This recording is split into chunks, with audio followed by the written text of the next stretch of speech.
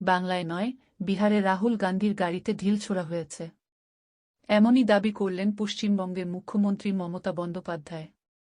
সেই সঙ্গে নাম না করে পশ্চিমবঙ্গের প্রদেশ কংগ্রেস সভাপতি অধীর চৌধুরীকেও তোপ দেগেছেন বলে মত রাজনৈতিক মহলের একাংশের। মমতা বলেন, আমরা এসব পছন্দ করি না, এসব করিও না, এসব করে অহেতুক নাটক করে কী লাভ। আর ঠিক সেই বিষয়টি নিয়ে অধীরকে আক্রমণ শানিয়েছেন তৃণমূল কংগ্রেস নেতা দেবাংশু ভট্টাচার্য। তিনি প্রশ্ন তোলেন, বিজেপিকে সুবিধা পাইয়ে দিতে কি ইচ্ছা করে বাংলার নাম খারাপ করার চেষ্টা করছেন অধীর? এমনকি ইন্ডিয়া জোট ভেঙে দিতে অধীরের সাঙ্গপাঙ্গরাই ইচ্ছাকৃতভাবে রাহুলের গাড়ির কাজ ভেঙেছেন কিনা তা নিয়েও সন্দেহ প্রকাশ করেন দেবাংশু। বুধবার বিহার থেকে মালদায় আসার সময় হরিশ্চন্দ্রপুরে দেওয়ানগঞ্জের কাছে দেখা যায় যে রাহুলের গাড়ির পিছনের কাচ পুরো ভেঙে আছে। সেই ঘটনায় ঘুরিয়ে তৃণমূলের দিকেই আঙুল তোলেন অধীর।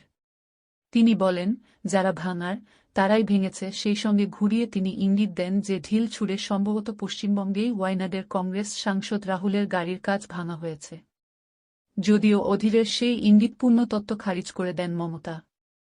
মুর্শিদাবাদের সরকারি অনুষ্ঠানের মঞ্চ থেকে মুখ্যমন্ত্রী বলেন, আমি হেলিকপ্টারে আসতে আসতে একটা মেসেজ পেলাম যে কংগ্রেসের একজন নেতা, রাহুলের নামটাই বলে দিই, ও আমার থেকে ছোট, ওর গাড়িতে নাকি কে ঢিল মেরেছে।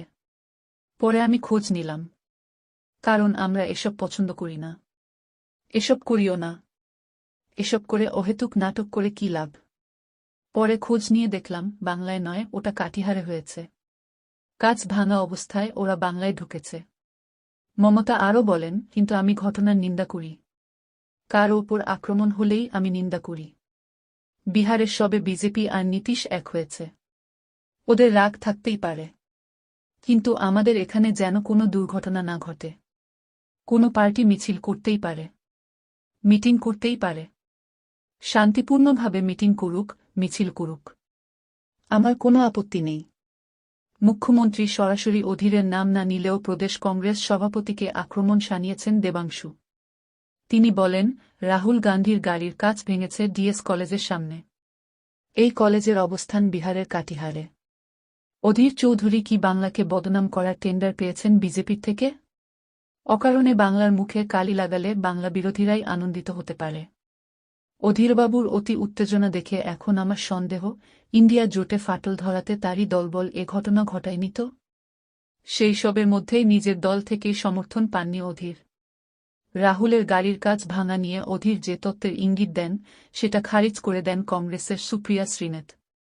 তিনি বলেন, ভুয়ো খবরের বিষয়টি স্পষ্ট করে দেওয়া উচিত। রাহুলজির সঙ্গে দেখা করার জন্য প্রচুর মানুষ আসছিলেন। তার সঙ্গে দেখা করার জন্য এক মহিলা একদম সামনে চলে আসেন, তখন আচমকা গাড়ি দাঁড় করাতে হয়। ন্যায়ের জন্য লড়াই করছেন রাহুলজি। আর এই দেশ শুধুমাত্র ওনার পাশে দাঁড়িয়ে নেই এবং তাকে সুরক্ষিত রাখবে।